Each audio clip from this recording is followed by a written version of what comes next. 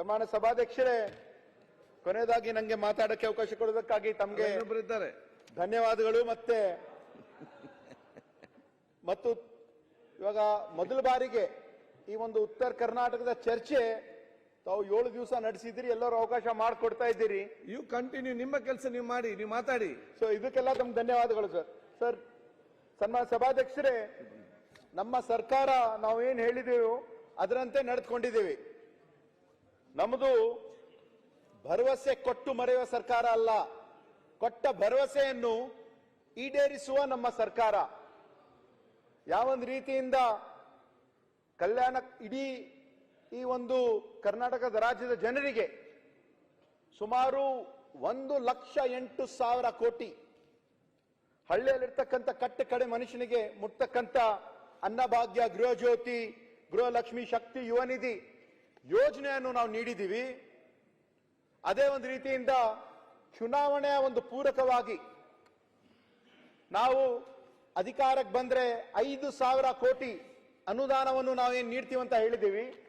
ಕಳೆದ ಒಂದು 30 ತಿಂಗಳಲ್ಲಿ ಕಲ್ಯಾಣ ಕರ್ನಾಟಕದ ಅಭಿವೃದ್ಧಿಗಾಗಿ ಸುಮಾರು 13,000 ಕೋಟಿ ಅನುದಾನ ನಮ್ಮ ಸರ್ಕಾರ ನಮ್ಮ ಭಾಗಕ್ಕೆ ನೀಡಿದೆ. ಬಹುಶಃ ಇಂತಹ ಒಂದು ಹೆಚ್ಚಿನ ಒಂದು ದುಡ್ಡು ಯಾವಾಗಲೂ ಕೂಡ ಕೊಟ್ಟಿರಲಿಲ್ಲ.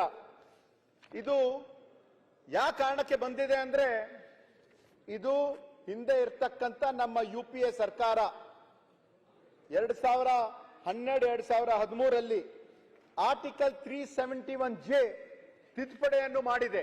ಇದು ನಾವು ಪ್ರತಿ ಸತಿ ಹೇಳಬೇಕಾಗ್ತದೆ. ನಮ್ಮ ದಿವಂಗತ ಡಾಕ್ಟರ್ ಮನಮೋಹನ್ ಸಿಂಗ್, ಅಂದಿನ ಪ್ರಧಾನಮಂತ್ರಿಗಳು, UPA ಚೇರ್ಪರ್ಸನ್ ಆಗಿರುವಂತಹ ಶ್ರೀಮತಿ ಸೋನಿಯಾ ಗಾಂಧಿ, ಹಾಗೂ ಅಂತ ಒಂದು ಸಂದರ್ಭದಲ್ಲಿ ಕೇಂದ್ರದಲ್ಲಿ ಸಚಿವರಾಗಿರುವಂತಹ ಮಲ್ಲಿಕಾರ್ಜುನ್ ಖರ್ಗೆ ಅವರು, ದಿವಂಗತ ಲೋಕಸಭಾ ಸದಸ್ಯರಾಗಿರುವಂತಹ ದಿವಂಗತ ಧರಮ್ ಸಿಂಗ್ ಅವರ ಒಂದು ಪರಿಶ್ರಮದಿಂದ ಅದು ಸಾಧ್ಯ ಆಗಿದೆ. ಬಹುಶಃ ಯಾವಾಗಲೂ ಕೂಡ ವಿರೋಧ ಪಕ್ಷದವರು ಹೇಳ್ತಾರೆ, ಈ ಒಂದು ಉತ್ತರ ಕರ್ನಾಟಕದ, ಕಲ್ಯಾಣ ಕರ್ನಾಟಕದ ಅಭಿವೃದ್ಧಿನೇ ಆಗಿಲ್ಲ. ನಾವು ಕಳೆದ ಒಂದು 20 ವರ್ಷ ನಾವು ತೆಗೆದು ನೋಡಿದ್ರೆ, ಯಾಕಂದ್ರೆ 2006ರಿಂದ 8ವರೆಗೆ ಸಮ್ಮಿಶ್ರ ಸರ್ಕಾರ JDS BJP, 2008ರಿಂದ 13ವರೆಗೆ BJP ಸರ್ಕಾರ, 2019ರಿಂದ 23 BJP ಸರ್ಕಾರ. ಕಳೆದ 20 ವರ್ಷದಲ್ಲಿ 11 ವರ್ಷ, ಹೇಳ್ತೇನೆ 13ರಿಂದ 18 ಹೇಳ್ತೇನೆ, 11 ವರ್ಷ BJP ಸರ್ಕಾರನೇ ಅಧಿಕಾರದಲ್ಲಿದೆ. ಯಾವಾಗಲೂ ಕೂಡ ಹೇಳ್ತಾರೆ, ಏನ್ ಮಾಡಿದಿರಿ, ಏನ್ ಕೊಟ್ಟಿದಿರಿ ಕಾಂಗ್ರೆಸ್ ಸರ್ಕಾರ ಅಂತ. ಇವತ್ತು ನಮ್ಮ ಸರ್ಕಾರ ಏನು ಹಿಂದೆ ಇರ್ತಕ್ಕಂಥ ಒಂದು ಸರ್ಕಾರ, ಸನ್ಮಾನ್ಯ ಕಾಂಗ್ರೆಸ್ ಸರ್ಕಾರ 2013ರಿಂದ 18, ಸನ್ಮಾನ್ಯ ಸಿದ್ದರಾಮಯ್ಯ ಅವರು ನಮ್ಮ ಕಾಂಗ್ರೆಸ್ ಸರ್ಕಾರ ಮೊದಲ ಬಾರಿಗೆ 1,000 ಕೋಟಿ ಅನುದಾನ ಈ ಒಂದು ಕಲ್ಯಾಣ ಕರ್ನಾಟಕ ಭಾಗಕ್ಕೆ ಕೊಟ್ಟಿದ್ದು ಕಾಂಗ್ರೆಸ್ ಸರ್ಕಾರ, ಸಿದ್ದರಾಮಯ್ಯ ಅವರ ಸರ್ಕಾರ. 1,000 ಕೋಟಿಯನ್ನು 1,500 ಕೋಟಿ ಮಾಡಿ ಅದನ್ನು ನೀಡಿದ್ದು ಕಾಂಗ್ರೆಸ್ ಸರ್ಕಾರ, ಸಿದ್ದರಾಮಯ್ಯ ಅವರ ಸರ್ಕಾರ. ಅಧಿಕೃತವಾಗಿ 3,000 ಕೋಟಿ ಕೊಟ್ಟಿದ್ದು ಈ ಒಂದು ಕಲ್ಯಾಣ ಕರ್ನಾಟಕ ಭಾಗಕ್ಕೆ ಕಾಂಗ್ರೆಸ್ ಸರ್ಕಾರ, ಸಿದ್ದರಾಮಯ್ಯ ಅವರ ಸರ್ಕಾರ. ಈಗ 5,000 ಕೋಟಿ ಅನುದಾನವನ್ನು ಕೊಟ್ಟಿದ್ದನ್ನು ಕೂಡ ಇದು ನಮ್ಮ ಕಾಂಗ್ರೆಸ್ ಸರ್ಕಾರ. ಈ ಒಂದು ಆರ್ಟಿಕಲ್ 371J ತಿದ್ದುಪಡಿ ಆಗಿದ್ದು ಅವಾಗ ಇದು ಮೊದಲೇ ಆಗ್ಬೇಕಾಗಿತ್ತು. ಯಾಕಂದ್ರೆ 1999ರಲ್ಲಿ ಅವಾಗ LK ಅದ್ವಾನಿ ಅವರು ಉಪ ಪ್ರಧಾನಮಂತ್ರಿ ಆಗಿದ್ರು, ಅಟಲ್ ಬಿಹಾರಿ ವಾಜಪೇಯಿ ಅವರು ಪ್ರಧಾನಮಂತ್ರಿ ಆಗಿದ್ರು, SM ಕೃಷ್ಣ ಅವರು ಮುಖ್ಯಮಂತ್ರಿ ಇದ್ದಾಗ ಅವಾಗ ಕಳ್ಸಿಕೊಟ್ಟಿದ್ರು ಈ ಒಂದು ಆರ್ಟಿಕಲ್ 371J ತಿದ್ದುಪಡಿ ಆಗ್ಬೇಕಂತ. ಅಂತ ಒಂದು ಸಂದರ್ಭದಲ್ಲಿ ಮಲ್ಲಿಕಾರ್ಜುನ್ ಖರ್ಗೆ ಸಾಹೇಬರು ಗೃಹ ಸಚಿವರಾಗಿದ್ರು, ಧರಮ್ ಸಿಂಗ್ ಅವರು ಲೋಕೋಪಯೋಗ ಸಚಿವರಾಗಿದ್ರು. ಆದ್ರೆ ಇದು ಯಾವ ಕಾರಣಕ್ಕೂ ಮಾಡಕ್ಕೆ ಆಗಲ್ಲ ಅಂತ ಹೇಳಿದ್ದಾರೆ. ಇದು ನಮ್ಮ ಕಲ್ಯಾಣ ಕರ್ನಾಟಕ ಭಾಗಕ್ಕೆ ಆಗಿರುವಂತಹ ಒಂದು ದೊಡ್ಡ ಅನ್ಯಾಯ. ಯಾಕಂದ್ರೆ ಕೇವಲ ಒಂದು 11 ವರ್ಷದಲ್ಲಿ ನಮ್ಮ ಈ ಒಂದು ಕಲ್ಯಾಣ ಕರ್ನಾಟಕ ಭಾಗಕ್ಕೆ ನಮ್ಮ ಸರ್ಕಾರ ವತಿಯಿಂದ ಸುಮಾರು 24,878 ಕೋಟಿ ಅನುದಾನ ಬಿಡುಗಡೆ ಆಗಿದೆ. ಇದೇ 1999ರಲ್ಲಿ ಆಗ್ಬಿಟ್ಟಿದ್ರೆ ಸುಮಾರು 40ರಿಂದ 45,000 ಕೋಟಿ ಬರಬೇಕಾಗಿತ್ತು. ಆದ್ರೆ ಇದು ಬಿಜೆಪಿ ಅವರು ನಮ್ಮ ಈ ಒಂದು ಭಾಗಕ್ಕೆ ಮಾಡಿರುವಂತಹ ಒಂದು ಅನ್ಯಾಯ ಅಂತ ನಾವು ನೆನ್ಪಿಡಬೇಕಾಗ್ತದೆ. ಯಾಕಂದ್ರೆ ಈ ಒಂದು ಆರ್ಟಿಕಲ್ 371J ತಿದ್ದುಪಡಿಯಾಗಿ ಬಹಳಷ್ಟು ಜನರಿಗೆ ಅನುಕೂಲ ಆಗಿದೆ. ಗ್ರೂಪ್ ಎ ಮತ್ತು ಗ್ರೂಪ್ ಬಿ ಹುದ್ದೆಗಳಲ್ಲಿ ಸುಮಾರು 75% ಮೀಸಲಾತಿ, ಗ್ರೂಪ್ ಸಿ ಹುದ್ದೆಗಳಲ್ಲಿ 80% ಮೀಸಲಾತಿ, ಗ್ರೂಪ್ ಡಿ ಹುದ್ದೆಗಳಲ್ಲಿ ಸುಮಾರು 85% ಮೀಸಲಾತಿ. ಇದರಿಂದ ಬಹಳಷ್ಟು ಜನ ನಮ್ಮ ವಿದ್ಯಾರ್ಥಿಗರಿಗೆ ಸುಮಾರು 51,606 ಯುವಕರಿಗೆ ವಿದ್ಯಾರ್ಥಿಗಳಿಗೆ ಇದು ಅನುಕೂಲ ಆಗಿದೆ. ಇಂಜಿನಿಯರಿಂಗ್ ಕಾಲೇಜ್ಗಳಲ್ಲಿ ಸುಮಾರು 25,690 ಸೀಟ್ಗಳು, ಮೆಡಿಕಲ್ ವೈದ್ಯಕೀಯ ಅಭ್ಯರ್ಥಿಗಳ ಸಂಖ್ಯೆ 9,956, ಕೃಷಿ ಸಂಬಂಧಿತ ವಿದ್ಯಾರ್ಥಿಗಳ ಸಂಖ್ಯೆ 4,164, ಹೋಮಿಯೋಪತಿ ವಿದ್ಯಾರ್ಥಿಗಳಂದ್ರೆ ಸುಮಾರು 3,500 ಹಾಗೂ ಡೆಂಟಲ್ ಸ್ಟೂಡೆಂಟ್ ಸುಮಾರು 2,000, ಬಿ ಫಾರ್ಮಸಿ, ಡಿ ಫಾರ್ಮಸಿ ಎಲ್ಲ ಸೇರಿಸಿದ್ರೆ ಸುಮಾರು 51,606 ಎಲ್ಲ ವಿದ್ಯಾರ್ಥಿಗಳಿಗೆ ಅನುಕೂಲ ಆಗಿದೆ. ಯಾವ ಕಾರಣಕ್ಕೂ ನಾವು ಮರಿಬಾರದು. ಇವತ್ತು ನಮ್ಮ ಮುಖ್ಯಮಂತ್ರಿಗಳು ಸನ್ಮಾನ್ಯ ಸಿದ್ದರಾಮಯ್ಯ ಅವರು ಮೊನ್ನೆ ಸುಮಾರು ಮಾರ್ಚ್ 7ನೇ ತಾರೀಕಿಗೆ ಈ ಒಂದು ಆಯವ್ಯಯ ಏನು ಮಂಡಿಸಿದ್ರು 4,09,549 ಕೋಟಿ. ಅದರಲ್ಲಿ 5,000 ಕೋಟಿ ನಮ್ಮ ಕಲ್ಯಾಣ ಕರ್ನಾಟಕ ಭಾಗಕ್ಕೆ ಅವರು ನೀಡಿದ್ದಾರೆ. ಅದೇ ಒಂದು ರೀತಿಯಿಂದ ನಾವು ನೋಡಿದ್ರೆ ಕೇಂದ್ರದಲ್ಲಿ ಇರ್ತಕ್ಕಂಥ ಸುಮಾರು ಬಜೆಟ್ ಅಂದ್ರೆ 50,65,000 ಕೋಟಿ, ಸುಮಾರು 12-13 ಪಟ. ಆದ್ರೆ ನಮ್ಮ ಕಲ್ಯಾಣ ಕರ್ನಾಟಕ ಭಾಗಕ್ಕೆ, ಉತ್ತರ ಕರ್ನಾಟಕ ಭಾಗಕ್ಕೆ ಎಷ್ಟು ದುಡ್ಡನ್ನು ನೀಡಿದ್ದಾರೆ? ಏನು ಕೊಟ್ಟಿಲ್ಲ. ಬಹುಶಃ ನಾವು ತೆಗೆದು ನೋಡಿದ್ರೆ 2014ರಲ್ಲಿ ಸುಮಾರು ಈ ಒಂದು ಭಾಗದ ಜನ ಅವ್ರಿಗೆ ಕರ್ನಾಟಕ ರಾಜ್ಯದ ಜನ ಅವ್ರಿಗೆ ಆಶೀರ್ವಾದವನ್ನು ಮಾಡಿದ್ದಾರೆ. ಬಿಜೆಪಿ ಅವರಿಗೆ, NDA ಅವರಿಗೆ 2014ರಲ್ಲಿ 17 ಜನ MP-ಯನ್ನು ಆಯ್ಕೆ ಮಾಡಿ ಕಳಿಸಿದ್ರು. 2019ರಲ್ಲಿ 26 ಜನ, 28ರಲ್ಲಿ 26 ಜನರಿಗೆ ಆಯ್ಕೆ ಮಾಡಿ ಕಳಿಸಿದ್ರು. 2024ರಲ್ಲಿ ಸುಮಾರು 19 ಜನರಿಗೆ ಆಯ್ಕೆ ಮಾಡಿ ಕಳಿಸಿದ್ರು. ಆದ್ರೆ ಕೇಂದ್ರದಿಂದ ರಾಜ್ಯಕ್ಕೆ ಬರ್ತಕ್ಕಂಥ ಅನುದಾನ ಎಷ್ಟು ಅನ್ಯಾಯ ಆಗಿದೆ ಇದು ಹೇಳಲೇಬೇಕಾಗ್ತದೆ. ಯಾಕಂದ್ರೆ ಕೇಂದ್ರ ಸರ್ಕಾರವು ಈ ಒಂದು 15ನೇ ಹಣಕಾಸು ಆಯೋಗದಿಂದ ಮತ್ತು ಕೇಂದ್ರ ಸರ್ಕಾರದಿಂದ ಈ ಒಂದು ಕಳೆದ 5 ವರ್ಷದಲ್ಲಿ 2023ರ ಕೇಂದ್ರ ಬಜೆಟ್ನಲ್ಲಿ ಭದ್ರಾ ಮೇಲ್ದಂಡೆ ಯೋಜನೆಗೆ ಶಿಫಾರಸು ಮಾಡಲಾದ ಅನುದಾನ 5,300 ಕೋಟಿ ಬಂದಿದ್ದೆಷ್ಟು? ಶೂನ್ಯ. 15ನೇ ಹಣಕಾಸು ಆಯೋಗದಲ್ಲಿ ಶಿಫಾರಸು ಮಾಡಲಾದ ವಿಶೇಷ ಅನುದಾನ 5,495 ಕೋಟಿ ಬಂದಿದ್ದು ಶೂನ್ಯ. 15ನೇ ಹಣಕಾಸು ಆಯೋಗದಲ್ಲಿ ಬೆಂಗಳೂರು ಅಭಿವೃದ್ಧಿ, ಕೆರೆ ಮತ್ತು ಪೆರಿಫೆರಲ್ ರಿಂಗ್ ರಸ್ತೆಗೆ 6,000 ಕೋಟಿ ಬರಬೇಕಾಗಿತ್ತು. ಆದ್ರೆ ಏನು ಕೂಡ ಬಂದಿಲ್ಲ. 15ನೇ ಹಣಕಾಸು ಒಂದು ಆಯೋಗದ ಶಿಫಾರಸು ಮಾಡಲಾದ ಆರೋಗ್ಯ ಅನುದಾನ 1,683 ಬಂದಿದ್ದು ಕೇವಲ 809. ಇನ್ನ ಒಂದು 800 ಕೋಟಿ ಗೋತಾ. ಮತ್ತೆ ಗ್ರಾಮೀಣ ಸ್ಥಳೀಯ ಸಂಸ್ಥೆಗಳ ಶಿಫಾರಸು ಮಾಡಲಾದ ಅನುದಾನ 10,000 ಕೊಟ್ಟಿದ್ದು ಕೇವಲ 9,000. ಇದೆಲ್ಲ ನಾವು ನೋಡಿದ್ರೆ 15ನೇ ಹಣಕಾಸು ಆಯೋಗ ತೆರಿಗೆ ಹಂಚಿಕೆ ಸೂತ್ರದ ಬದಲಾವಣೆಯಿಂದ ಸುಮಾರು 80,000 ಕೋಟಿ ನಮಗೆ ನಷ್ಟ ಆಗಿದೆ. ಇದು ಎಲ್ಲವನ್ನು NDRF ಮತ್ತೆ ಹೆಚ್ಚುವರಿ ಭರಿಸಿದ್ದ ಎಲ್ಲ ಯೋಜನೆಗಳನ್ನು ನಾವು ನೋಡಿದ್ರೆ ನಮ್ಗೆ ಅನ್ಯಾಯ ಆಗಿದ್ದು ಸುಮಾರು 1,25,000 ಕೋಟಿ, 559 ಕೋಟಿ ಇಷ್ಟು ನಮ್ಗೆ ನಷ್ಟ ಆಗಿದೆ. ಆದ್ರೆ ಇವತ್ತು ಇದ್ರ ಬಗ್ಗೆ ನಮ್ಮ ವಿರೋಧ ಪಕ್ಷದವರು ಏನು ಮಾತಾಡ್ತಾ ಇಲ್ಲ. ಯಾಕೆ ಮಾತಾಡ್ತಾ ಇಲ್ಲ? ನಾವು ಕೊಡ್ತಕ್ಕಂತ ಒಂದು ತೆರಿಗೆ ಸುಮಾರು 4,75,000 ಕೋಟಿ ಪ್ರತಿ ವರ್ಷ ಡೆವಲ್ಯೂಷನ್ ಫಂಡ್ ಅಲ್ಲಿ ನಮ್ಗೆ ಬರ್ತಾ ಇರೋದು ಕೇವಲ 52,000 ಕೋಟಿ. ಅಂದ್ರೆ ₹1 ಬರ್ತಕ್ಕಂತ 12-13 ಪೈಸೆ ಅಷ್ಟೇ. ಇದು ನಮ್ಮ ಕರ್ನಾಟಕ ರಾಜ್ಯಕ್ಕೆ ಕೇಂದ್ರ ಸರ್ಕಾರದಿಂದ ಮಾಡ್ತಕ್ಕಂತ ಒಂದು ತಾರತಮ್ಯ, ಮಲತಾಯಿ ಧೋರಣೆ ಅವರು ಮಾಡ್ತಾ ಇದ್ದಾರೆ. ಇವತ್ತು ಮಾನ್ಯ ವಿರೋಧ ಪಕ್ಷದ ನಾಯಕರು ಕೂಡ ಇಲ್ಲೇ ಇದ್ದಾರೆ. ಅವ್ರು ಹೇಳ್ತಾ ಇದ್ರು ಎಲ್ಲ ಕೆಲಸಗಳು ಅನ್ಫಿನಿಶ್ಡ್ ಅಂತ ಹೇಳಿದ್ರು. ಅವ್ರು ಹೇಳಿದ್ರು ಏನಂದ್ರೆ ಪ್ರೊಫೆಸರ್ ಗೋವಿಂದ ರಾವ್ ಅವರು ಇನ್ನ ತಮ್ಮ ಸಮಿತಿಯನ್ನು ಅವ್ರು ಹೇಳ್ತಕ್ಕಂತ ಒಂದು ಏನಿದೆ ಆಕ್ಟ್, ಈ ಕಮಿಟಿ ಮಾಡಿದ್ದು ಯಾರು? ಹಿಂದೆ ಇರ್ತಕ್ಕಂಥ ಡಾಕ್ಟರ್ ನಂಜುಂಡಪ್ಪ ವರದಿ ಏನಾಗಿದೆ ಅದಾಗಿದ್ದು ಕೂಡ SM ಕೃಷ್ಣ ಅವರು ಮುಖ್ಯಮಂತ್ರಿ ಇರ್ತಕ್ಕಂಥ ಒಂದು ಸಂದರ್ಭದಲ್ಲಿ 2001ರಲ್ಲಿ. ಅದ ನಂತರ ಈಗ ನಮ್ಮ ಮಾನ್ಯ ಮುಖ್ಯಮಂತ್ರಿ ಅವರು ಸಿದ್ದರಾಮಯ್ಯ ಅವರು ಪ್ರೊಫೆಸರ್ ಗೋವಿಂದ್ ರಾವ್ ಒಬ್ಬ ಆರ್ಥಿಕ ತಜ್ಞರು. He is the only financial adviser to the prime minister from Karnataka. ಅವ್ರು ಹೇಳ್ತಕ್ಕಂಥ ಅವರು ಒಂದು ಪ್ರೆಸ್ ಮೀಟ್ ಕೂಡ ಮಾಡಿದ್ದಾರೆ ನವೆಂಬರ್ ಅಲ್ಲಿ. ಪ್ರೆಸ್ ಮೀಟ್ ಮಾಡಿ ಅವ್ರು ಹೇಳಿದ್ದಾರೆ ಇದು ಎಲ್ಲ ಫೈನಲ್ ಸ್ಟೇಜ್ ಅಲ್ಲಿ ಇದೆ, ನಾವು ಮಾಡ್ತಕ್ಕಂಥ ವರದಿ ಇನ್ನ ಒಂದೇ ತಿಂಗಳಲ್ಲಿ ನಾವು ಸಬ್ಮಿಟ್ ಮಾಡ್ತಾ ಇದ್ದೀವಿ. ಯಾಕಂದ್ರೆ ಡಾಕ್ಟರ್ ನಂಜುಂಡಪ್ಪ ವರದಿ ಅವರು ತಾವೆಲ್ಲ ಕೇಳಿದ್ರಿ, ಎಲ್ಲ ಒಂದು ಸಮಗ್ರವಾದ ಒಂದು ರಿಪೋರ್ಟ್ ಒಂದು ತಯಾರಿ ಮಾಡಬೇಕಂದ್ರೆ ಸಮಯ ಆದ್ರೆ ಹಿಡಿತದೆ, ಸ್ವಲ್ಪ ಆದ್ರೆ ಸಮಯ ಆದ್ರೆ ಹಿಡಿತದೆ. ಆದ್ರೆ ನಮ್ಮ ವಿರೋಧ ಪಕ್ಷದ ನಾಯಕರು ಹೇಳಿದ್ರು ಏನೂ ಅಭಿವೃದ್ಧಿ ಆಗಿಲ್ಲ ಉತ್ತರ ಕರ್ನಾಟಕದಲ್ಲಿ, ಕಲ್ಯಾಣ ಕರ್ನಾಟಕದಲ್ಲಿ ಏನೂ ಅಭಿವೃದ್ಧಿ ಆಗಿಲ್ಲ ಅಂತ ಅವರು ಹೇಳಿದ್ರು. ಆದ್ರೆ ನಮ್ಮ ಭಾಗದಲ್ಲಿ ಏನೇನು ಕೆಲಸ ಕಾರ್ಯಗಳು ನಾವು ಕಳೆದ ಒಂದು ವರ್ಷದಲ್ಲಿ ಮಾಡಿದೀವಿ ಅಂತ ಹೇಳ್ತೀನಿ. ಅದಕ್ಕಿಂತ ಮೊದಲು ಹೇಳ್ತಾ ಇಲ್ಲ.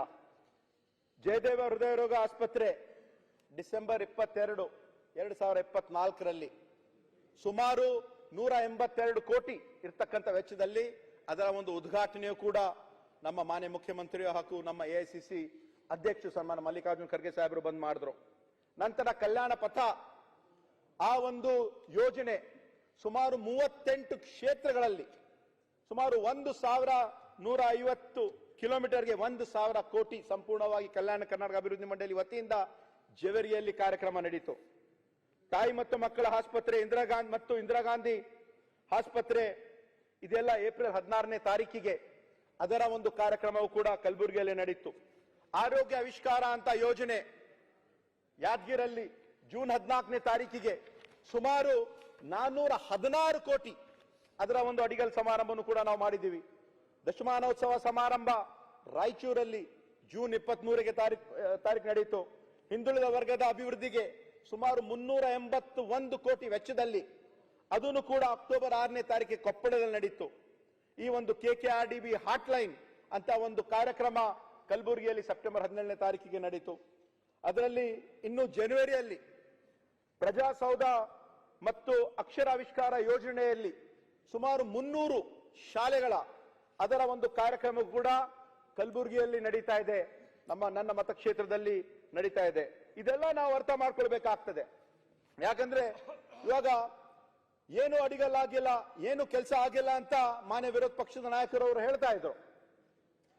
ಆದ್ರೆ ಹೇಳ್ತಕ್ಕಂಥ ಸುಮಾರು 415 ಕೋಟಿ ವೆಚ್ಚದಲ್ಲಿ ಆರೋಗ್ಯ ಆವಿಷ್ಕಾರ ಯೋಜನೆಯಲ್ಲಿ ಪ್ರಾಥಮಿಕ ಆರೋಗ್ಯ ಕೇಂದ್ರಗಳು, ಸಮುದಾಯ ಆರೋಗ್ಯ ಕೇಂದ್ರಗಳು, ತಾಯಿ ಮತ್ತು ಮಕ್ಕಳ ಆಸ್ಪತ್ರೆಗಳು, ತಾಲೂಕು ಮಟ್ಟದಲ್ಲಿ ಇರ್ತಕ್ಕಂಥ ಆಸ್ಪತ್ರೆಗಳು, ಜಿಲ್ಲಾ ಮಟ್ಟದಲ್ಲಿ ಇರ್ತಕ್ಕಂಥ ಆಸ್ಪತ್ರೆಗಳು, dialysis centre, KKRDB hot line, KKRDB blood line ಮತ್ತು ಆಂಬ್ಯುಲೆನ್ಸ್ಗಳು, ಹಲವಾರು ಕೆಲಸ ಇಲ್ಲಿ ಹಿಂದೆ ಇರ್ತಕ್ಕಂಥ ತಾವು ನೋಡದೆ ಹಿಂದೆ ಇರ್ತಕ್ಕಂಥ ಒಂದು ಅವಧಿಯಲ್ಲಿ. ಅಧ್ಯಕ್ಷರೇ ಹೇಳ್ರಿ, ಎಲ್ಲ ಮುಂದುವರೆದಿದೆ ಅಂದ್ರ ಮೇಲೆ ಚರ್ಚೆ ಯಾಕೆ? ಕ್ಲೋಸ್ ಮಾಡಿಬಿಡಿ. ಈಗ ಸರ್ ಪೂರ್ತಿ ಮುಗಿದಿಲ್ಲ. ಅವ್ರು ಹೇಳ್ತಾರೆ ಕಲ್ಯಾಣ ಕರ್ನಾಟಕ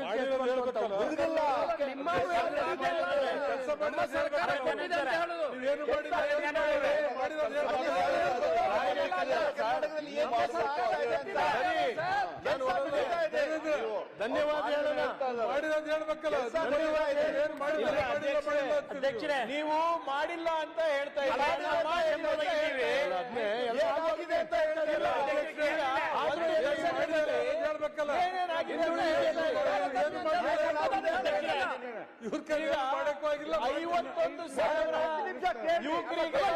ಸಿಕ್ಕಿರೋದು ಹೇಳ್ಬಾರ್ದ ಸರ್? ನೀವೇ ಹೇಳಿ. ಮಾನ್ಯ ಸಭಾಧ್ಯಕ್ಷರೇ,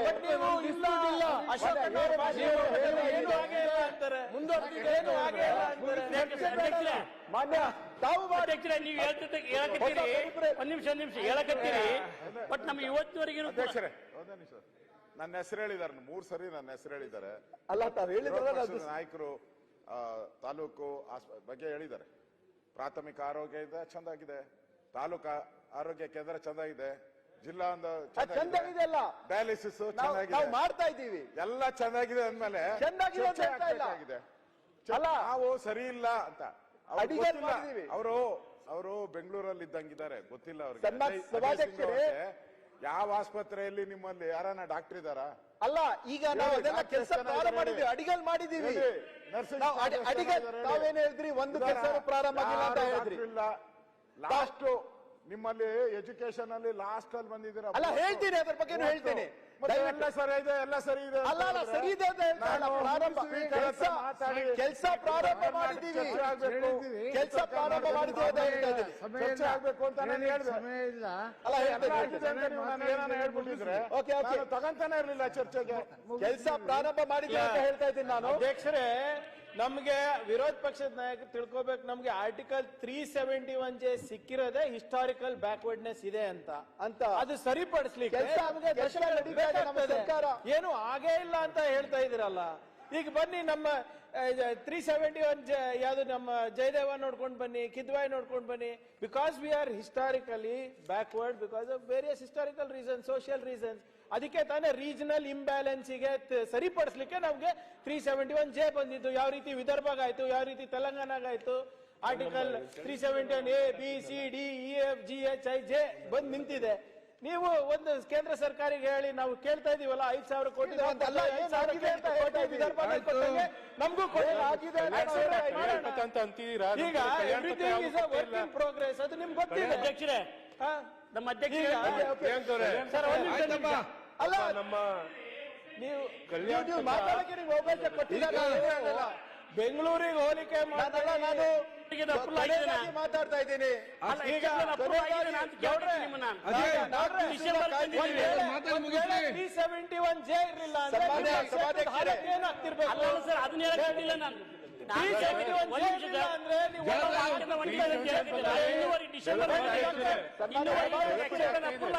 ನೋಡಿ ನಮ್ಮ ಇರ್ಬೋದು, ಆದ್ರೆ ಎಲ್ಲರೂ ಬೆನಿಫಿಟ್ ತಗೋತಾರೆ ಇದ್ರದ್ದು. ಆಮೇಲೆ ಏನಾಗಿಲ್ಲ ಅಂತಾರೆ.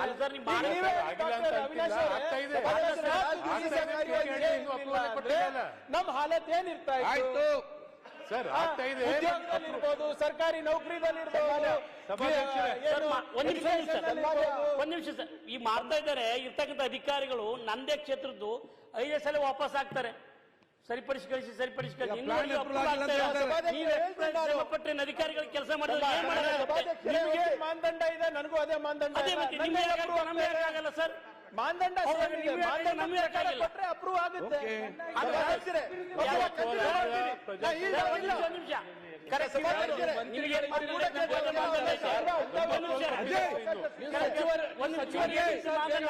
ಎಲ್ರು ಮಾತಾಡ್ಬೇಡ. ಒಂದ್ ನಿಮಿಷ, ನನ್ನ ಪಕ್ಕದಲ್ಲಿ ಅಪ್ರೂವ್ ಆಗುತ್ತೆ. ಅವ್ರು ಏನ್ ಕೇಳಿ ಒಂದ್ ಸೆಕೆಂಡ್ ವಿಪ್ ಹೇಳಿ. ಆಯ್ತಲ್ಲ, ಆಯ್ತು ಅಜಯ್ ಮಾತಾಡಿ. ಸಭಾಧ್ಯಕ್ಷರೇ, ಸಚಿವರಿದ್ದಾರೆ, ವಿರೋಧ ಪಕ್ಷದ ನಾಯಕರು ಮತ್ತೆ ಹೇಳಿದ್ರು ನಮ್ಮ ಕಲ್ಯಾಣ ಕರ್ನಾಟಕ ಭಾಗ ಈ ಒಂದು ಎಜುಕೇಶನ್ ಅಲ್ಲಿ, ಶಿಕ್ಷಣದಲ್ಲಿ ಹಿಂದುಳಿದ ಇದೀವಿ ಅಂತ ಹೇಳಿದ್ರು.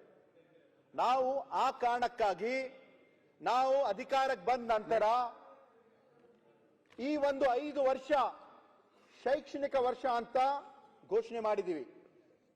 ಕನಿಷ್ಠ 25% ಹಣ ನಮ್ಮ ಕಲ್ಯಾಣ ಕರ್ನಾಟಕ ಮಂಡಳಿಗೆ ಬಂದಿರುವಂತಹ ಹಣ ಕಡ್ಡಾಯವಾಗಿ ಶಿಕ್ಷಣಕ್ಕೆ ಉಪಯೋಗಿಸಬೇಕಂತ ನಾವು ಆದೇಶ ಹೊರಡಿಸಿದ್ದೀವಿ.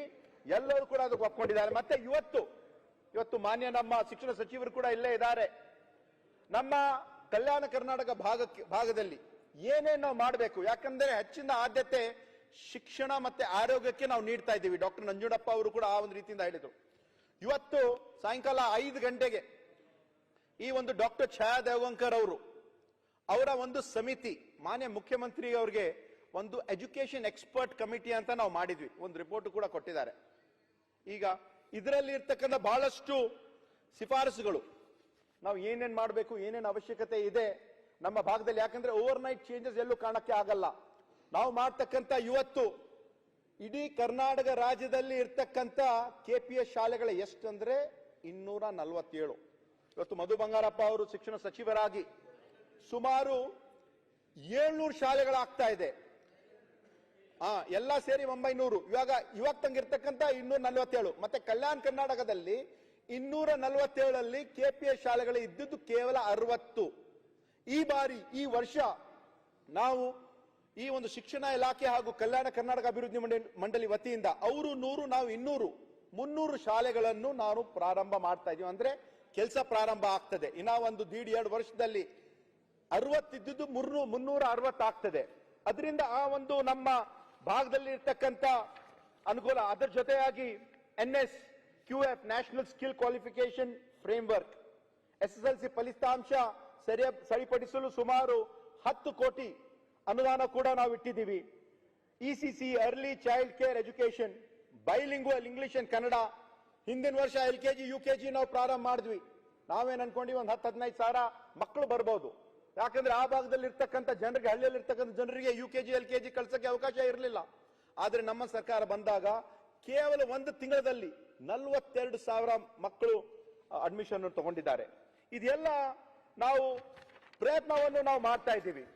ನಾವು ಕಳೆದ ಏನಾಗಿದೆ ಅಂತ ಹೇಳಿದ್ರೆ ಒಂದು ಕೆಲವು ನಿಮಿಷಗಳಲ್ಲಿ ಹೇಳೋದು ಅತಿ ಅವಶ್ಯಕತೆ ಇದೆ. ನಮ್ಮ ಸರ್ಕಾರ ಬಂದ ನಂತರ 2023ರಿಂದ ಇವಾಗ 2.5 ವರ್ಷದಲ್ಲಿ ಅಕ್ಷರಾವಿಷ್ಕಾರ ಯೋಜನೆ ಅಡಿಯಲ್ಲಿ ಸುಮಾರು 1,695 ಕೋಟಿ ಅನುದಾನ ಇಟ್ಟು ಇವಾಗ ಹಂತದಲ್ಲಿ ನಾವು ಖರ್ಚು ಮಾಡ್ತಾ ಇದ್ದೀವಿ. ಕಲ್ಯಾಣ ಪಥ 1,000 ಕೋಟಿ, 1,155 ಕಿಲೋಮೀಟರ್, ಸುಮಾರು 38 ಕ್ಷೇತ್ರಗಳಲ್ಲಿ ನಾವು ಕಲ್ಯಾಣ ಪಥ ಯೋಜನೆ ಮಾಡ್ತಾ ಇದ್ದೀವಿ. ಆರೋಗ್ಯ ಆವಿಷ್ಕಾರ ಯೋಜನೆ ಅಡಿಯಲ್ಲಿ ಈ ಒಂದು ಭಾಗದಲ್ಲಿ ಎಲ್ಲವನ್ನು ನಾವು ನೋಡಿದ್ರೆ ಸುಮಾರು 1,952 ಕೋಟಿ ಹಂತವಾಗಿ ಖರ್ಚು ಮಾಡ್ತಾ ಇದ್ದೀವಿ. ಅಲ್ಪಸಂಖ್ಯಾತರ ಅಭಿವೃದ್ಧಿಗಾಗಿ ಸುಮಾರು 358 ಕೋಟಿ, ಹಿಂದುಳಿದ ವರ್ಗದ ಅಭಿವೃದ್ಧಿಗಾಗಿ 381 ಕೋಟಿ. ಚರ್ಚೆ ನಡೀತಾ ಇರೋದು ಕಲ್ಯಾಣ ಕರ್ನಾಟಕದ ಅಲ್ಲ, ಉತ್ತರ ಕರ್ನಾಟಕದ್ದು. ಅವ್ರು ಪೂರ್ತಿ ಕಲ್ಯಾಣ ಕರ್ನಾಟಕದ್ದು ಹೇಳ್ತಾರೆ. ನಾನು ಕಲ್ಯಾಣ ಕನ್ನಡ ಬಗ್ಗೆ, ನಾನು ಕಲ್ಯಾಣ ಕನ್ನಡ ಭಾಗದವನಿದ್ದೀನಿ, ನಾನು ಇಡೀ ಉತ್ತರ ಕರ್ನಾಟಕದ. ಆದ್ರೆ ನಾನು ನೀವು ಯಾವ ಭಾಗಕ್ಕೂ ಇಲ್ವಲ್ಲ, ಕಲ್ಯಾಣಕ್ಕೂ ಇಲ್ಲ, ಉತ್ತರ ಕರ್ನಾಟಕಕ್ಕೂ ಇಲ್ಲ. ಅಲ್ಲ ಅಗರವ್ರೆ, 1 ಮಿನಿಟ್ ನೋಡಿ. Kalyana Karnataka is also part of the northern Karnataka. ಅವ್ರು ಮಾಡೋದ್ರಲ್ಲಿ ಏನ್ ತಪ್ಪಿದೆ? ಹೀಗೆ ಮಾತಾಡಬೇಕು. ಚೇರ್ಮನ್ ಚೇರ್ಮನ್ ಅಭಿವೃದ್ಧಿ ಆಗಿದೆ ಅಂತ ಹೇಳಿದಿರಲ್ಲ, ಸಂತೋಷ. ನೀವಿಬ್ರೇ ಒಳ್ಳೆ ಮಾತಾಡಿದ್ರಿ. ನಾ ಹೇಳೋದು ಆಕ್ಷೇಪಣೆ ಪಾಯಿಂಟ್ ಟು ಸ್ಪೀಕ್. ಈಗ ನಾವು ಹೇಳ್ತಕ್ಕಂತ ಅಭಿವೃದ್ಧಿ ಅಂದ್ರೆ ಓವರ್ ನೈಟ್ ಚೇಂಜಸ್ ಆಗಕ್ ಸಾಧ್ಯ ಇಲ್ಲ, ಸಮಯ ಹಿಡಿತದೆ. ನಾವು ಮಾಡಿರುವಂತ ಕೆಲಸಗಳು ಇವತ್ತು 300 KPS ಶಾಲೆಗಳು ಜನರಿಗೆ ಗೊತ್ತಾಗ್ಬೇಕಂದ್ರೆ ಮುಂದೆ ಬರ್ತಕ್ಕಂಥ 4-5 ವರ್ಷದಲ್ಲಿ ಜನರಿಗೆ ಗೊತ್ತಾಗ್ತದೆ ಏನ್ ಅಭಿವೃದ್ಧಿ. ಯಾಕಂದ್ರೆ 2 ಗ್ರಾಮ ಪಂಚಾಯತಿ ನಡುವೆ 1 KPS ಶಾಲೆಗಳನ್ನು ಮಾಡ್ತಾ ಇದ್ದೀವಿ. ಅಂದ್ರೆ 10 ಹಳ್ಳಿಗಳ ಮಧ್ಯೆ ಇವತ್ತು ನಾವು ಪಟ್ಟಣದಲ್ಲಿ ನಾವು ಏನ್ ನೋಡ್ತೀವಿ, ಯಾವ ಒಂದು ರೀತಿಯಿಂದ ಸುಮಾರು 5 ಎಕರೆಯಲ್ಲಿ ಇರ್ತಕ್ಕಂಥ ಶಾಲೆ, ಅದು LKG UKG ಇಂದ 12th ಸ್ಟ್ಯಾಂಡರ್ಡ್ ವರೆಗೆ ಮಾಡ್ತಕ್ಕಂಥ ಒಂದು ಪ್ರಯತ್ನ. ಮುಂದೆ ಬರ್ತಕ್ಕಂಥ ದಿನಗಳಲ್ಲಿ ಜನರು ಕೂಡ ಇದ್ರ ಬಗ್ಗೆ ಗೊತ್ತಾಗ್ತದೆ. ಅದರ ಜೊತೆಯಾಗಿ ಇಲ್ಲಿ ಇರ್ತಕ್ಕಂಥ ಈ ಒಂದು ಪರಿಶಿಷ್ಟ ಜಾತಿ ಪರಿಶಿಷ್ಟ ಪಂಗಡದ ಒಂದು ಅಭಿವೃದ್ಧಿಗಾಗಿ ಸುಮಾರು 286 ಕೋಟಿ ಆ ಒಂದು ಇದನ್ನು ಕೂಡ ನಾವು ಇಟ್ಟಿದ್ದೀವಿ. ಮೈಕ್ರೋ ಯೋಜನೆ ಅಡಿಯಲ್ಲಿ ಸುಮಾರು 6,000 ಕೋಟಿ. ಇದೆಲ್ಲ ಹಂತವಾಗಿ ಆಗ್ತಾ ಇದೆ. ಮತ್ತೆ ಪ್ರಜಾಸೌಧ ಘೋಷಣೆ ಆಗಿ ಸುಮಾರು 7 ವರ್ಷ ಆಗಿದೆ. ಹೊಸ ತಾಲೂಕುಗಳು ನಾವು 2017 2018ರಲ್ಲಿ ದುರಾದೃಷ್ಟ ನಮ್ಮ ಸರ್ಕಾರ ಹೋಯಿತು. ನೀವು ಅಧಿಕಾರದಲ್ಲಿ 4 ವರ್ಷದಲ್ಲಿ ಇದ್ವಿ, ಆದ್ರೆ ಒಂದು ಪ್ರಜಾಸೌಧನೂ ಆಗಿಲ್ಲ. ಈ ಬಾರಿ ಕರ್ನಾಟಕ ಭಾಗದಲ್ಲಿ ಇರ್ತಕ್ಕಂಥ ಸುಮಾರು 17 ಪ್ರಜಾಸೌಧಗಳು ಸುಮಾರು 165 ಕೋಟಿ ವೆಚ್ಚದಲ್ಲಿ ಮಾಡ್ತಾ ಇದ್ದೀವಿ. ಜಲಭಾಗ್ಯ ಜಲ ಯೋಜನೆಗಳನ್ನು ಆಗ್ತಾ ಇದೆ. ಈ ಒಂದು ಕಲ್ಯಾಣ ಕರ್ನಾಟಕ ಅಭಿವೃದ್ಧಿ ಒಂದು ಇಂಡಸ್ಟ್ರಿಯಲ್ ಹಬ್ ಕಲಬುರ್ಗಿ, ಕಂಪ್ಲಿ, ಶಾಪುರ್, ಬೀದರ್ ಅದೆಲ್ಲ ಸೇರಿ ಸುಮಾರು 200 ಕೋಟಿ ವೆಚ್ಚದಲ್ಲಿ ಆಗ್ತಾ ಇದೆ. ಮಹಿಳೆಯರಿಗೆ ಶೌಚಾಲಯ, ಅರಣ್ಯ ಆವಿಷ್ಕಾರ ಯೋಜನೆ ಮಾನ್ಯ ಮಂತ್ರಿಗಳಿಲ್ಲ, ರೈತರುಗಳಿಗೆ ಗೋದಾಮುಗಳು, ಪೊಲೀಸ್ ಮಾನ್ಯ ಸಚಿವರು ಕೂಡ ಇಲ್ಲೇ ಇದ್ದಾರೆ, ಪೊಲೀಸ್ ಇಲಾಖೆಗೆ ಕೂಡ ನಾವು ಮಾಡ್ತಾ ಇದ್ದೀವಿ, ಪ್ರವಾಸೋದ್ಯಮ ತಾಣಗಳ ಒಂದು ಅಭಿವೃದ್ಧಿ. ಇಷ್ಟೆಲ್ಲ ಅಭಿವೃದ್ಧಿ ಯೋಜನೆಗಳು ಎಲ್ಲ ಕೆಲಸ ಕಾರ್ಯಗಳು ನಡೀತಾ ಇದೆ. ಸನ್ಮಾನ್ಯ ಸಭಾಧ್ಯಕ್ಷರೇ, ಇವತ್ತು ನಮ್ಮ ಕಲ್ಯಾಣ ಕರ್ನಾಟಕ ಹಾಗೂ ಉತ್ತರ ಕರ್ನಾಟಕ ಈ ಒಂದು ಭಾಗದ ಜನರಿಗೆ ಅನುಕೂಲ ಆಗ್ಬೇಕಂತ ನಮ್ಮ ಸರ್ಕಾರ, ಕಾಂಗ್ರೆಸ್ ಸರ್ಕಾರ, ಸನ್ಮಾನ್ಯ ಸಿದ್ದರಾಮಯ್ಯ ಅವರ ಸರ್ಕಾರ ಬದ್ಧರಾಗಿದ್ದೀವಿ. ನಾವು ಕೆಲಸವನ್ನು ಮಾಡ್ತಾ ಇದ್ದೀವಿ ಅಂತ ಹೇಳಲು ನಾನು ಇಷ್ಟಪಡ್ತೇನೆ. ಅದರ ಜೊತೆಯಾಗಿ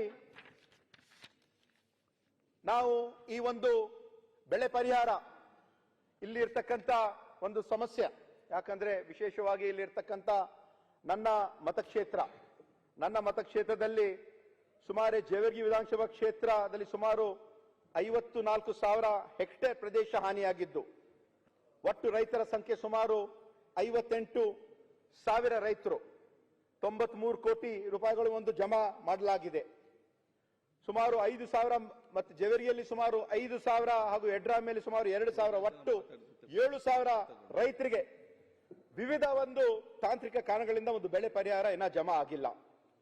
ನನ್ನ ಮತಕ್ಷೇತ್ರದಲ್ಲಿ ಇರ್ತಕ್ಕಂಥ ಬಹಳಷ್ಟು ಹಳ್ಳಿಗಳು ಬಳ್ಳುಂಡಗಿ, ನೆಲೋಗಿ, ಕೋಳ್ಕೂರ್, ಬಣಮಿ, ಹರ್ವಾಳ್, ನರಿಬೋಳಿ ಹಾಗೂ ಇಟ್ಗಾ ಗ್ರಾಮಗಳು ಎಲ್ಲ ಸೇರಿದಂತೆ ಇನ್ನ ಸ್ವಲ್ಪ ಆ ಒಂದು ಆಗ್ಬೇಕಾಗ್ತದೆ. ಅದು ಸರಿಪಡಿಸಬೇಕಂತ ತಮ್ಮ ಮುಖಾಂತರ ಅದನ್ನು ಕೂಡ ನಾನು ಕೇಳ್ಕೊಳ್ಳುತ್ತೇನೆ.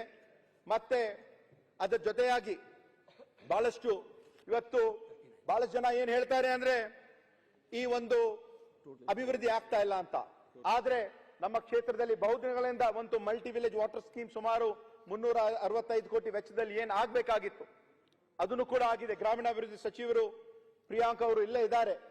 ಅದನ್ನು ಕೂಡ ಬಹು ವರ್ಷಗಳಿಂದ ಏನಾಗಬೇಕಾಗಿತ್ತು ಅದನ್ನು ಕೂಡ ಆಗಿದೆ. ಮಲ್ಲಾಬಾದ್ ಏತ್ ನೀರಾವರಿ ಯೋಜನೆ ಸುಮಾರು 358 ಕೋಟಿ ವೆಚ್ಚದಲ್ಲಿ ಅದನ್ನು ಏನಾಗಬೇಕಾಗಿತ್ತು ಸುಮಾರು ಒಂದು 9 ವರ್ಷದಿಂದ ಅದನ್ನು ಕೂಡ ಪ್ರಾರಂಭ ಆಗ್ತಾ ಇದೆ.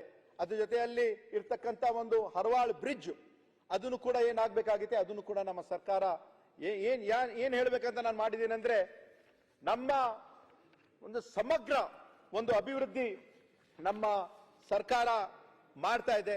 ನಮ್ಮ ಸರ್ಕಾರ ಇದ್ದಿದ್ದು ಜನರ ಪರವಾಗಿ, ಜನರಿಗೋಸ್ಕರ, ಜನರಿಗಾಗಿ ಇರ್ತಕ್ಕಂಥ ನಮ್ಮ ಸರ್ಕಾರ. ಈಗ ವಿರೋಧ ಪಕ್ಷದವರು ಏನು ಅಭಿವೃದ್ಧಿ ಆಗಿಲ್ಲ, ಕೆಲಸ ಆಗಿಲ್ಲ ಅಂತ ಏನ್ ಹೇಳ್ತಾ ಇದ್ದಾರೆ. ಇವತ್ತು ನಮ್ಮ ಕಲ್ಯಾಣ ಕರ್ನಾಟಕ ಅಭಿವೃದ್ಧಿ ಮಂಡಳಿ ವತಿಯಿಂದ ಈಗ ಮುಖ್ಯ ಸಚೇತಕರು ಹೇಳ್ತಾ ಇದ್ರು ಅಜಯ್ ಹಾಫ್ ಅನ್ ಅವರ್ ಆಯ್ತು, ಕಂಟಿನ್ಯೂ ಮಾಡಿ.